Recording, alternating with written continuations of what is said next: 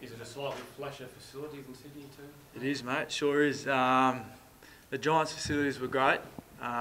You know, first couple of years weren't flash. I was travelling out to Blacktown every day, and you know, I'd done a tour of this joint just before I went to Bali, and you know, I couldn't be more impressed. And Ross and the CEO took me through, and we went through, and it was fantastic. Talk us through the. Nice to be home. It is. It's great. All the family are stoked. Mrs. is stoked. I've got Mrs. is pregnant, which was probably my main reason coming back home, and I grew up going for Freo as well. So absolutely stoked to be here. Talk us through the decision. You're playing for a side that's made a couple of prelims in a row, and you're coming to a team that hasn't played finals in a couple of years. The draw card was obviously big enough to make the move. Yeah, look, it was. The probably main reason I come home was because my family and my missus, she's pregnant, she's due in February, so that's probably my main reason. But, you know, I'm thankful for the Giants, what they've done for me for the last 7 years, and the last 2 prelims have been massive for me, and hopefully this club, we can take it to that far. What did you find appealing about the Dockers from a playing list perspective and a style and coaching setup? Yeah, for sure. I know they're in a rebuild stage, which you know, I'm happy to help, and I thought the Giants were probably in the same situation.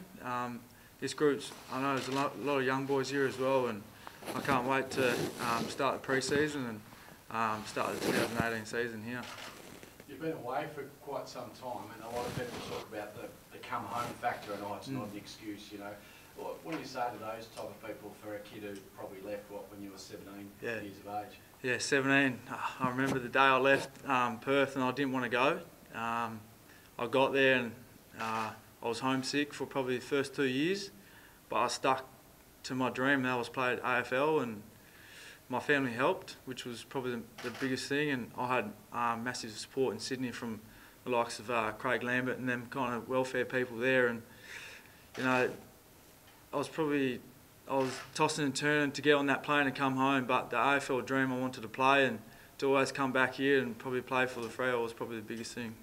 You're looking forward to playing in a footy state. You said you never really get this kind of turnout at a GWS press. So you're looking forward to playing in a state that loves footy in front of perhaps 60,000 people at a brand new stadium.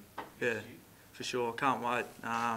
Probably the most I played in that spotless was against the Bulldogs in the prelim. I think it was about 24,000. So to be in front of the new stadium here and hopefully 60,000 Freo supporters and the opposition supporters, I can't wait. And I haven't seen the new stadium yet, and I'm looking forward to that part, and it'll be exciting.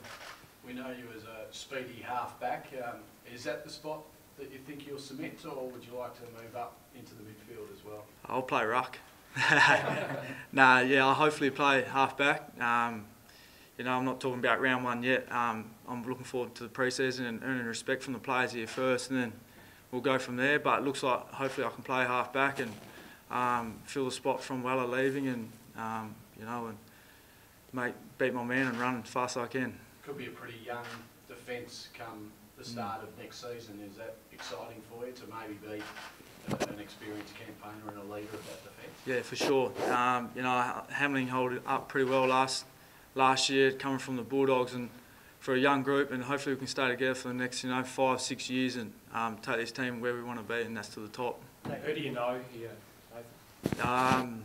Best mates with Harley, so it was probably a big one for me to come back and probably get him on the right track as well. And the last 2 games for him was a massive boost, because I know he's been in mentally he was struggling for a bit with his legs and injuries and stuff. So, but I'm mates with Harley, and obviously played with Cam for a couple of years in Sydney, and a couple of the Hill boys and Sun. So I'm mates with a few, but it'll be good to meet all the boys and earn my respect. So Harley, that's from Peel Juniors? Yeah, and we grew up together since we were young.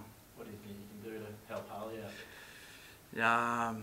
Hopefully do something to his calves, but no, just know that I'm here for his support. I know the club's been massive for that, but you know, he's got a shoulder he can lean on, and that's without the media being here and on his case, and that's probably sitting at home, him telling me what he doesn't tell a lot of people, and I can't wait to do that. You talked to him about what it's like playing in the Perth Fishbowl. You've had pretty good experience over the last couple of years.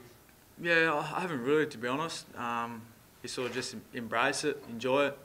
You probably haven't done much in the last 7 years with media stuff, unless when we made the prelim was probably the biggest media thing. But you know, enjoy it, and it's good. What were your impressions of Ross Lyon with that meeting? Yeah, great. Great values. Real strong on his his values and game plan. And I can't wait to be under his wing and sort of learn. He's been to grand finals before, so I know a lot of the media and stuff don't like him, but behind the scenes, he's a great man. What sort of things specifically did he have for you? You mentioned he might have given you some advice about staying on track or just adjusting to Perth life? Yeah, just more adjusting. You know, Sydney's, he said he lived in Sydney for a while, so it's more adjusting to what Perth's about. You know, I grew up in Mandurah where probably wasn't as much people up here in Perth, but it's more, more adjust and it's that phone, mate. Just more adjust and look forward to it. Look forward to the challenge. Look forward to the media. Look forward to people coming up to you, and I can't wait. That's what I grew up as a kid wanting, and so it's here. It's real. Nathan, you take the game on and you're a long, accurate kick. This club's had difficulty moving the ball safely and quickly from defence over the last couple of years. So give you that as an asset you can really bring and enhance the transition from defence to attack. Yeah, I hope so. I hope I can just, you know, obviously beat my man first. I play in the back line, so I've got to defend, and so defend and then obviously run, give me the ball, and I sort of just want to take people on, and I'm exciting and playing instinct, and that's what I've done for the last probably 4 or 5 years, ever since I moved to the back line. There's been a bit of talk about extending the trade period longer. I can imagine as a player, it's probably long enough already. I can imagine that'd be a pretty stressful few days just waiting for your deal to get through. What would you think about extending?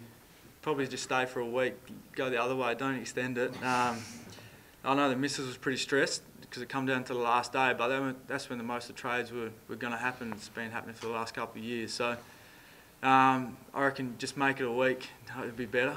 There's no more stress. How was it in that run down to the deadline when your deal, we all thought it was going to be done, but it hadn't been done? How was that? To be honest, I was on a plane going to Bali.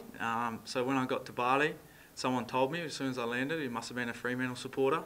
So that was great. And then my phone was going off as soon as I got into Bali, and obviously stoked that it got done, and obviously the missus was crying and the family was crying because obviously it's a dream come true to come play back home. What's your partner's name? Stevie. So it was a passenger that told you that you were a Fremantle docker? Yeah, it was. As soon as I landed, my roaming wasn't working to find out if I've been traded or not. So yeah, some bloke come up to me and said that welcome back to Perth, and we just started chatting, and he showed me the trade, and yeah, it's been done.